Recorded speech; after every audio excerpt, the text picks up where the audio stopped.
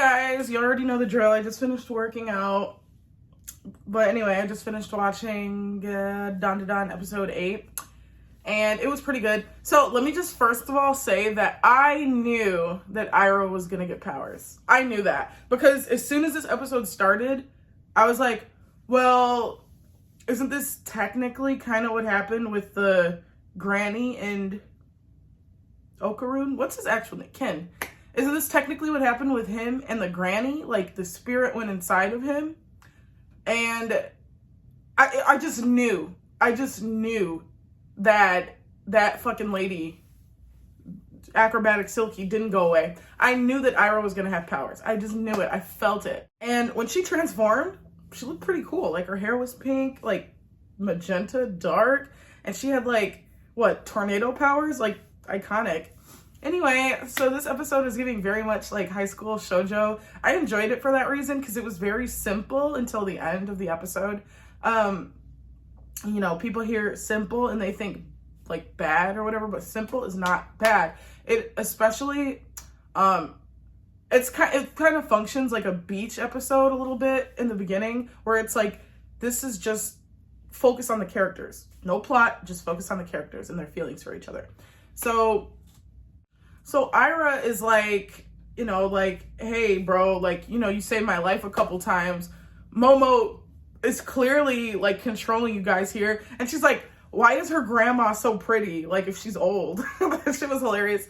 And yeah, and it just reminded me of like girls in high school literally would rather, actually it doesn't end in high school.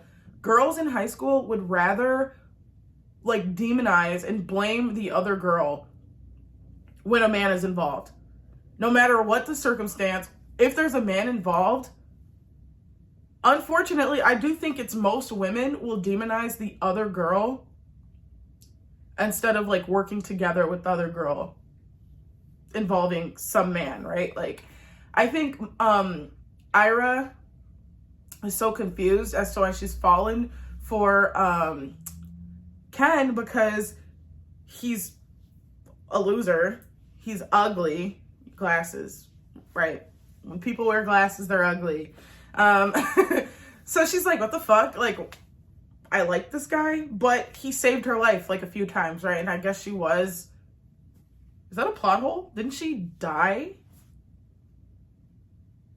Whatever. Well, maybe she got like her memory back, or like memories through the acrobatic Silky person or whatever. Who cares? So she was saved by him for a few times. So she was like, damn, like, that was masculine as fuck. Like, there's hot guys, and then there's guys who take care of women, right? And sometimes they interlap. They don't always, but sometimes they do. But Ken is a guy who was taking care of a woman, and it was cute. But I did notice how the fucking curse, Ken's powers in this episode were like, hey, like, women are just a hassle. I'm not gonna fucking save you, okay? So, like, get the fuck out of here. Get lost. To Ira. So that just tells me that back then, during the fight with the acrobatic Silky, that was Ken's actual self, like, I guess, overriding his powers to protect and save her. Which is cute. It's a cute touch. Anyway, with these, like, slow burn, like, will they, won't they type of animes, it's always refreshing to have the character like Ira, who's, this is what I got, this is how I feel about you, let's kiss, let's date, point blank, period. It's always refreshing to have that, because at least someone is like getting their feelings across, or like saying how they feel. And so I think it's very show, don't tell in a good way. Momo's jealousy, right? Like, she's in class, like, super bummed out. She beats herself up. Like, that was so high school girl coded, like, because we've all been there. We've all been there. She beats herself up. She's like, why do I feel so, like, awful? And I just knew that while whatever Ken was lying about, it was gonna result in him meeting Ira somewhere. I just knew that that's how that was gonna play out. But what I thought he would be doing, I thought he would be looking for his remaining ball by himself, like on some oh, I don't want to get her involved again. I don't want to get Momo wrapped up in this. It's too dangerous. Something, I don't know, whatever. Who cares? But it seems like he was just trying to like get stronger so he can save everyone, you know, protect Momo better, not have to rely on her to save him, which makes sense. So I give this episode like a 9 out of 10. I really like this character moments of like developing their feelings and stuff, and seeing that Momo is jealous again, because I think a couple episodes ago she also had similar response when she like couldn't find him and like was worried. Like the overthinking that comes with having a crush in high school is just a different monster. Like I do not miss the way my brain worked in high school. That overthinking could take anybody to the grave. Anyway, there was one other thing I wanted to say. Let me think. Give me like 30 seconds. Okay. Okay, hold on. I forgot my original thought, so if it comes up, I'll be like, oh! So it's gone now, but I do want to say that the animation of that dinosaur was fucking iconic. Like the green coming through the water, like that was super cool and super like, holy shit, what's going on?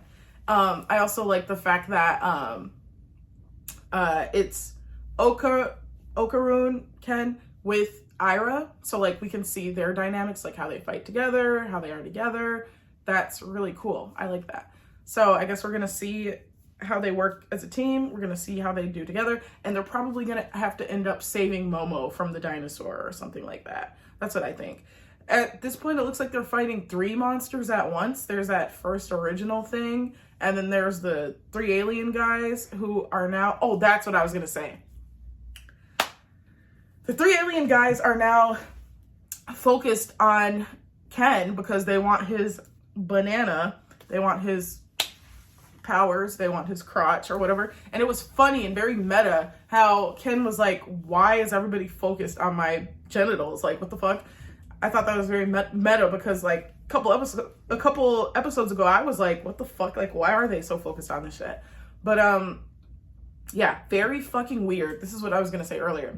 Very fucking weird with the whole stripping them down type shit. Like with the, I mean, I see what the peoples on TikTok are saying when they say like, this is some weird fetish shit. Like, and now I don't know if there's more effective ways to show the horror of like something abducting you and stealing your reproductive organs and to have it be taken seriously without kind of like objectifying like a high schooler's body. I don't know if there's a more effective way to do that, but